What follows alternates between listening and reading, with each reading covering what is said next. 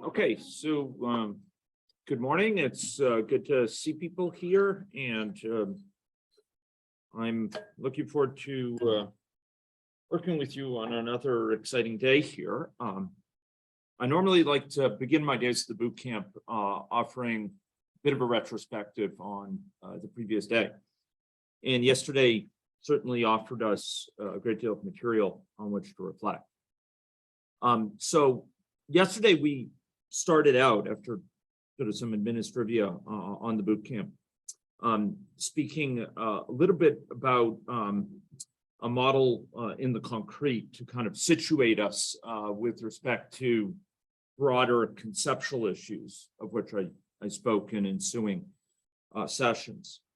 And in that initial model, we saw how models could capture in an operational form theory. That particular model had dynamics of weight related to energy intake, energy consumption from basal energy metabolism and from physical activity, combined with decision-making about food procurement and decision-making about food consumption, given sort of available food, in a way that was fairly granular. And it situated that in an environment that was geographic in that case. And where people's decision-making, it turns out, was affected by the distance that they would have to go for certain types of food and balancing convenience on the one hand versus the nutritional value of the food on the other, et cetera. And we saw that this model depicted those sort of factors, those processes of deciding and weight change and so on, in a fashion that was explicit, shared, someone else could look at, comment on, critique, and make suggestions for, help refine. In short, it was a useful model for sort of thinking through a set of factors there. But it was more than that. It was a simulation model. And as a simulation model, we could ask about its logical consequences.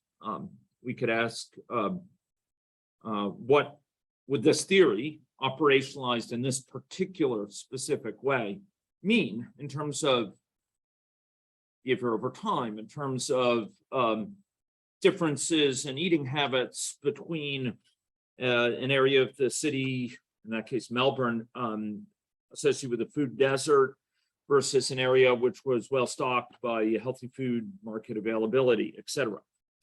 And we saw a model like this could be quite useful in kind of thinking through in a consistent fashion the consequences of our theory in ways that would induce kind of model outputs as a whole that might be then compared with corresponding data from the world. And so we saw, while that model had individual level behavior depicted,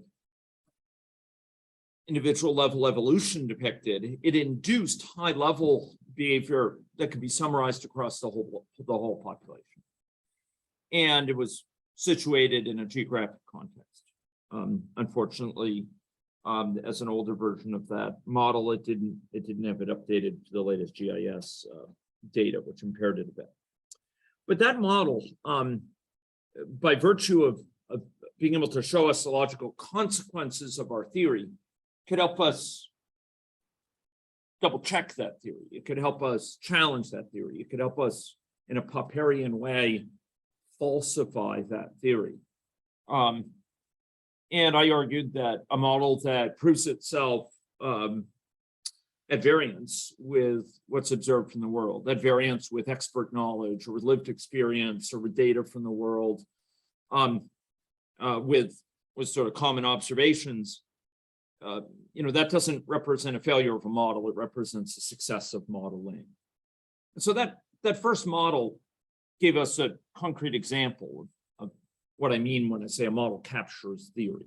And it might not be theory in the sense of theory of planned behavior and theory of reasoned action and trans-theoretical model, although it might capture elements of that, but it's theory at a more specific level. It's very particular, putting putting a stake in the ground and saying, I'm going to describe it this particular way, because by so doing, I can more quickly check my thinking and advance my understanding, often by learning to change it to be better aligned with what we observe in the world. And we saw that an agent-based model like that could output all sorts of outcomes that were useful for thinking through the situation. Some of those outcomes could be compared against data from the world. Some might otherwise just be helping us understand why we see this other data comparable to data from the world output by the model. So often in an agent-based model, we have quite a lot of data we output. Sometimes we analyze that data in the simulation model itself. Sometimes we output it and analyze it externally in tools like R. But whatever our vehicle for analyzing it, often this gives us better insight as to how well grounded our theory is. And this is useful in the scientific process. We have a way, in short, of cross-checking our theories that's at once more expansive and able to share things, and on the other, more rigorously checks those theories than if we kept them in our head. And that's useful. We saw in an agent-based model, with that model, we could capture understanding of context at different levels. The context of a particular individual in terms of maybe their age and background, et cetera, education level or income, but also context geographically in that case. And in many of the models we'll see today with networks. And I spoke about yesterday afternoon, critical realism, the perspective of critical realism and its compatibility with dynamic modeling, where we have context, mechanism, and outcome, and how models like these embody all three of those elements of the triad, of which Pawson and Tilley speak in their book, Realist Evaluation. We started out with that model, and that was kind of a microcosm that illuminated a lot of the topics for the morning, where I expounded in greater detail about some of these points. And, I argued that when we're making decisions about complex systems, which are the systems that underlie most pressing, challenging societal problems that we're dealing with, we need models like this that help us think through all the pieces, because our wetware is quite inadequate for thinking these things through in our heads. There's some fascinating experiments conducted in the sort of experimental economics tradition, behavioral economics, that have been conducted concerning people's behavior with complex systems. Some of you in the audience may be familiar with them. John Sterman is someone who has undertaken some of these experiments, and others have been conducted with others. And what they found is that, if you take the most highly educated, incredibly mathematically skilled, and individuals who have a depth of knowledge of the mathematics involved, taken courses in ordinary and partial differential equations, are incredibly skilled in reasoning about factors using the language of STEM, science, technology, engineering, mathematics, and you put them in front of even a quite descriptively simple complex system. When I say complex here, again, I'm speaking about systems where the whole is greater than the sum of the parts.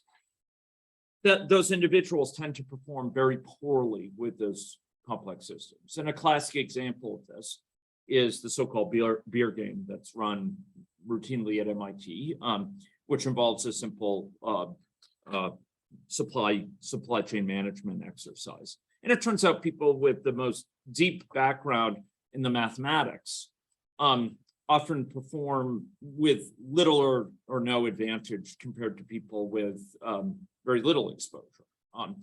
our wetware is just not well equipped to allow us to think consistently through the consequences of our understanding of a system at a conceptual level.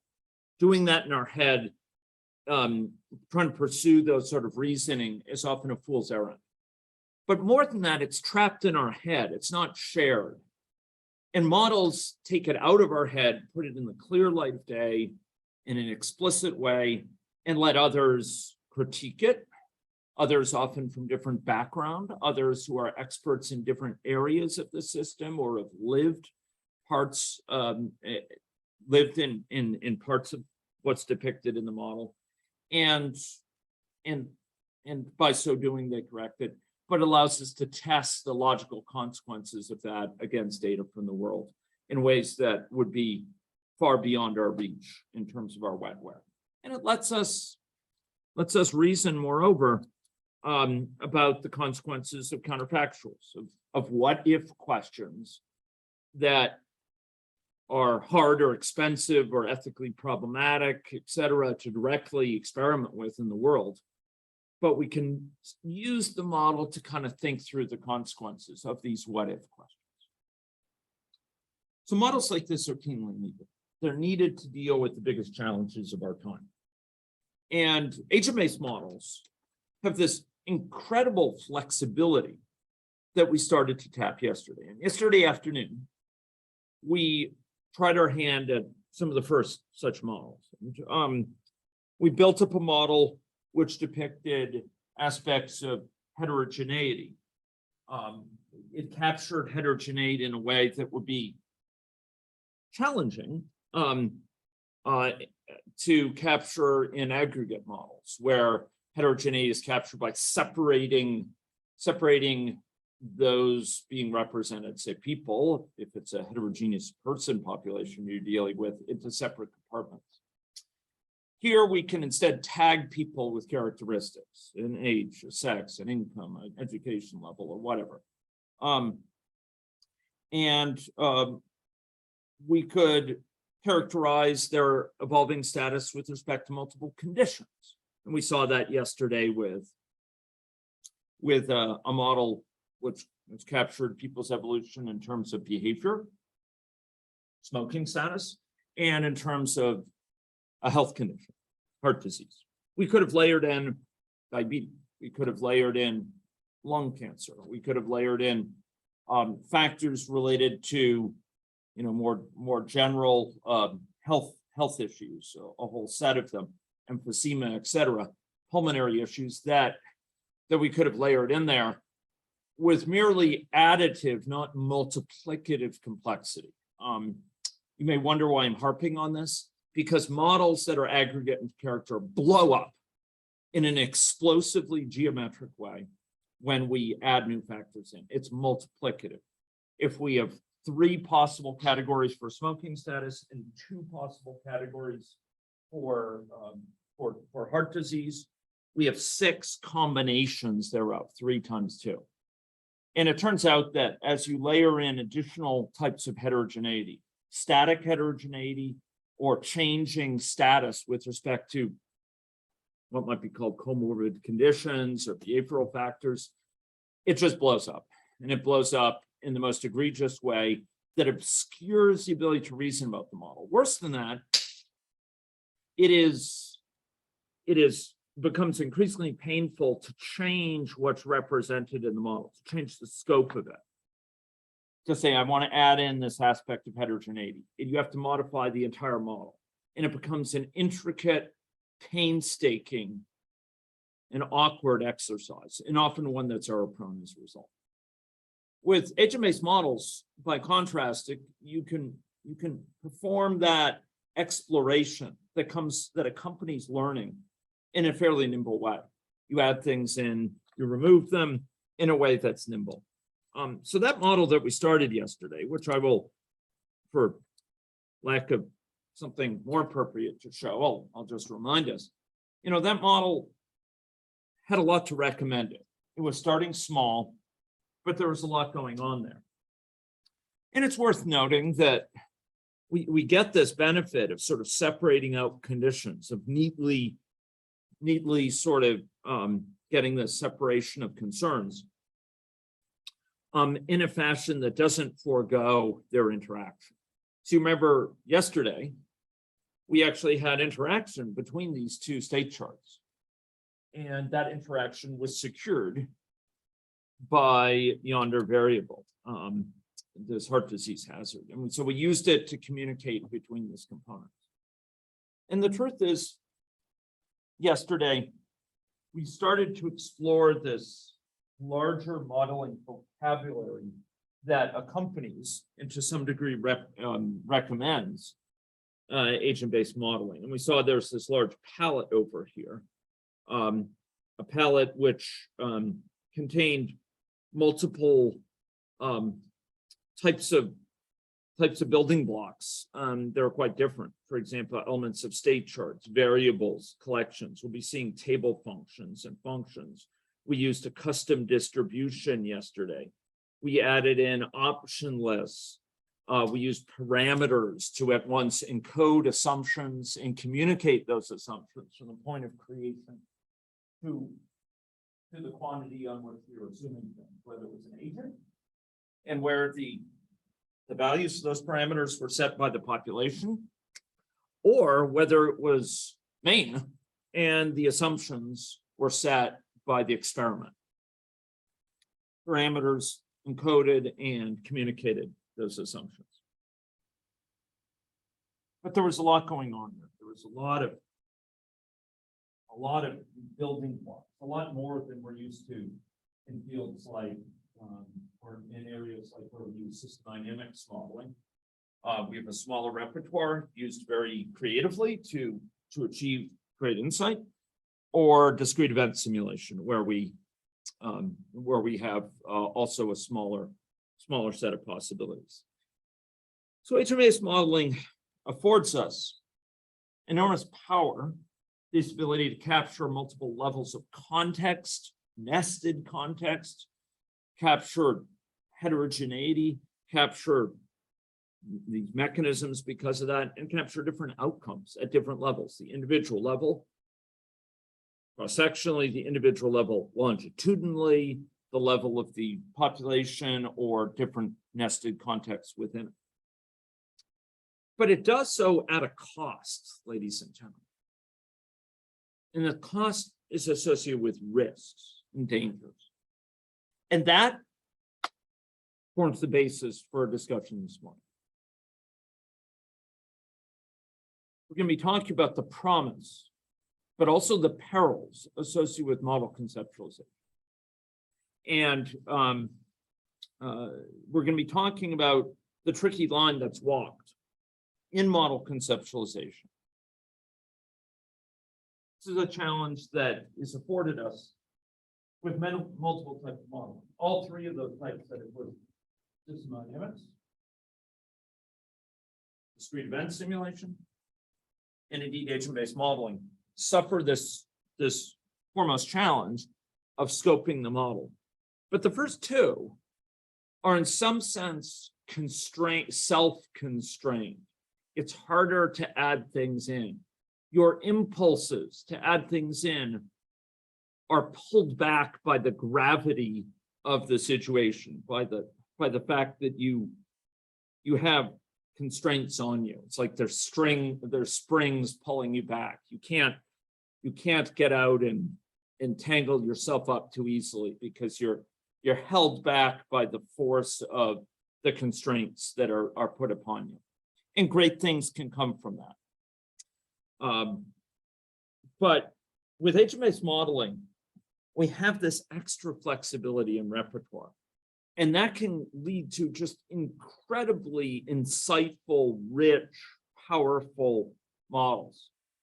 But it can also lead to the risk that we get ourselves tangled up in ways that are inimical to learning, that don't enhance it, in ways that lead us to kind of to circle around rather than to real insight.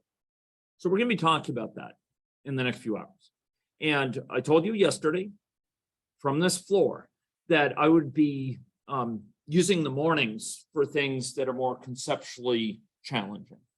And there is no exemplar of that more significant, more impactful, and that better illustrates it than what we're going to be dealing with this morning. So strap in, ladies and gentlemen. We will be taking advantage of your better awakeness. Sorry, my English is failing me. Your alertness in the mornings here this morning with model conceptualization. Because the path to greatness lies through, and in some ways is contingent on navigating that initial challenge that sets off. And this is a challenge that is especially gnarly because it involves at once art and science. There is a method to it. If you consult with leading modelers, you will find a certain way of thinking about conceptualization challenges, but conveying that is difficult.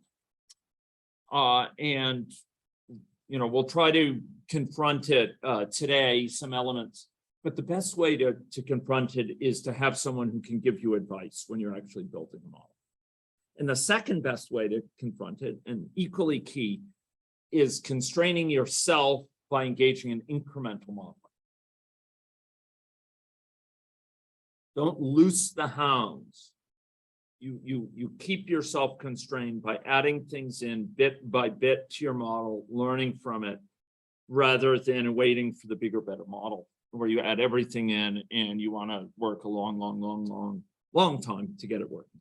So I have set us up for a discussion here of model conceptualization.